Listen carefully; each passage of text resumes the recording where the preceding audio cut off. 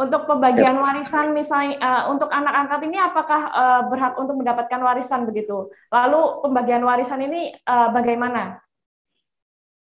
Ya, secara hukum tadi saya sudah sebutkan bahwa dia memiliki hak yang sama seperti anak kandung.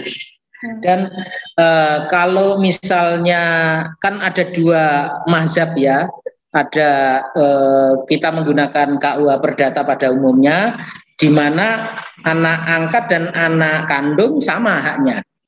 Kalau menggunakan undang-undang KUH Perdata. Tetapi tadi kalau kemudian digunakan hukum Islam, dan di dalam hukum Islam memang tidak dikenal dengan anak angkat ini, memang berbeda. Kecuali ada tadi ada surat wasiat tentang hak yang sama atas anak angkat tadi. Itu. Berarti tergantung dari orang tua asuhnya berkeyakinan apa begitu ya, Mas Harno? Iya. Kalau non Muslim atau tidak menggunakan hukum Islam tidak masalah, dia berlaku hak yang sama. Oke. Biasanya kan memang kalau dari omongan dari luar itu biasanya kalau dalam hukum Islam begitu untuk anak angkat ini baru boleh kalau misalnya mendapatkan bukan warisan namanya hibah begitu. Apakah benar? Ya, betul.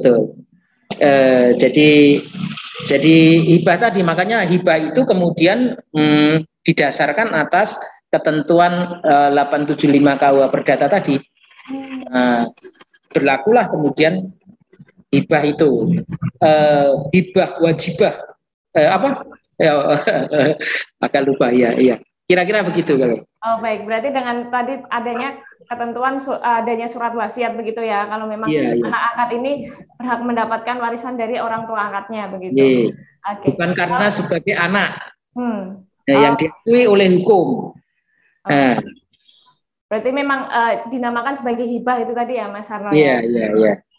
Kalau jika suatu saat anak angkat ini mengetahui identitas orang tuanya atau sebaliknya, dapatkah menjadi masalah nih Mas Harno ke depannya? Misalnya si anak angkat itu sebelumnya tidak tahu tentang orang tua kandungnya, lalu di saat sudah bertumbuh dia tahu kalau ada identitas orang tuanya, apakah ini akan menimbulkan masalah bagi orang tua angkatnya? Tadi undang-undang ini menurut saya juga sudah cukup memiliki guidance gitu. Mengenai tidak boleh ditutupi asal usulnya, tidak boleh diputus hubungan hukumnya dengan orang tua kandung, itu dalam kerangka itu. Jadi dari sejak awal memang harus dibuka bahwa kamu itu adalah anaknya dia, secara biologis anaknya dia, tapi kamu adalah anaknya ayah, anaknya ibu. Karena dengan demikian kalau ketentuan ini dijalankan, maka potensi seperti kasus yang Mbak sampaikan itu kecil kemungkinan terjadi. Jadi sebetulnya hukum sudah mengatur mengenai jalan keluar supaya tidak muncul hal yang seperti itu. Baik. Jadi kalau misalnya si anak ini memang sebelumnya saat diangkat begitu memang tidak diketahui nih orang tua kandungnya siapa begitu Mas Harno. Lalu memang misalnya bisa dikatakan ada di Yayasan Yatim Piatu ternyata orang tuanya ini ibaratnya mohon maaf misalnya melantarkan gitu. Lalu ketika dia sudah diangkat si anak ini dicari oleh orang tua kandungnya. Apakah orang tua kandungnya ini berhak untuk mengambil lagi anaknya? Oh ya tidak dong, ya tidak serta-merta seperti itu. Bukan berarti diputus hubungan, bukan berarti ketika tidak diputus hubungan hukumnya itu maka serta-merta boleh melakukan tindakan seperti itu. Ya, jadi potensi terjadi seperti itu bisa diantisipasi dengan tadi pengawasan yang terus dilakukan oleh pekerja sosial profesional tadi. Ada beberapa pakar yang memang mengetahui soal kejiwaan dan segala macam, yang kemudian akan menjadi semacam katalisator ya mungkin ya terhadap potensi seperti itu. Tapi yang pasti tidak boleh terus serta-merta, wah ini sudah datang orang tua kandungnya lalu serta-merta diambil alih seperti itu. Nah, kalau yang ini biasanya memang berlakulah hukum acara pada umumnya. Nah, kalau ini pernah terjadi kejadian-kejadian ini. Berarti itu nanti memang balik lagi dari penegak hukumnya ya, entah itu dari penetapan pengadilan atau mungkin bantuan dari dinas sosialnya, begitu ya Mas Harno ya? Kan sudah, penetapan pengadilan sudah terjadi itu. Oke.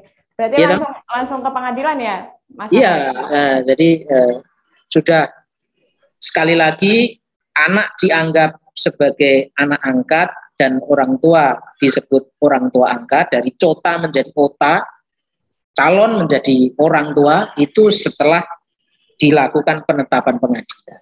Sepanjang tidak ada penetapan pengadilan, tidak ada putusan pengadilan, maka tidak bisa dianggap sebagai anak angkat dalam perspektif hukum perlindungan anak.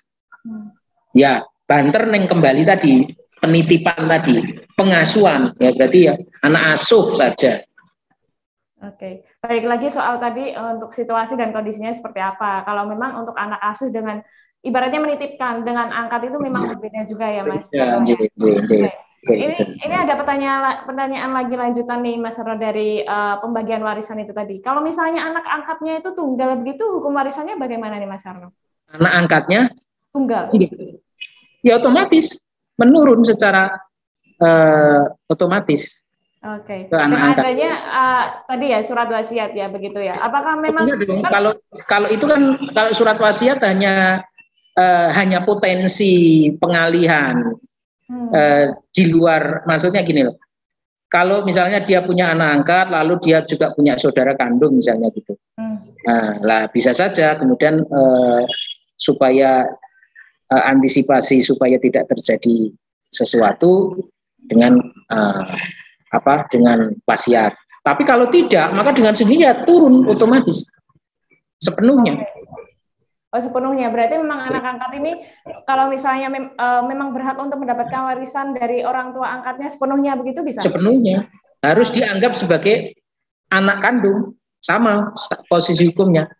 Oke. Itu entah orang tua asuhnya agamanya Islam atau agama lain atau ada ketentuannya begitu Mas Harno? Justru non-Islam yang melekat pengaturannya dalam undang-undang ini. Kalau soal waris loh ya, soal warisnya ya. Kalau soal soal pengangkatan anaknya utuh semuanya. Cuma karena kalau soal waris itu ada perbedaan karena kita memiliki dua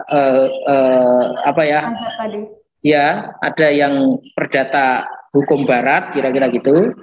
Nah, menggunakan hukum barat, KUH Perdata misalnya, ada yang kemudian menggunakan hukum waris. Sengketanya juga di pengadilan agama.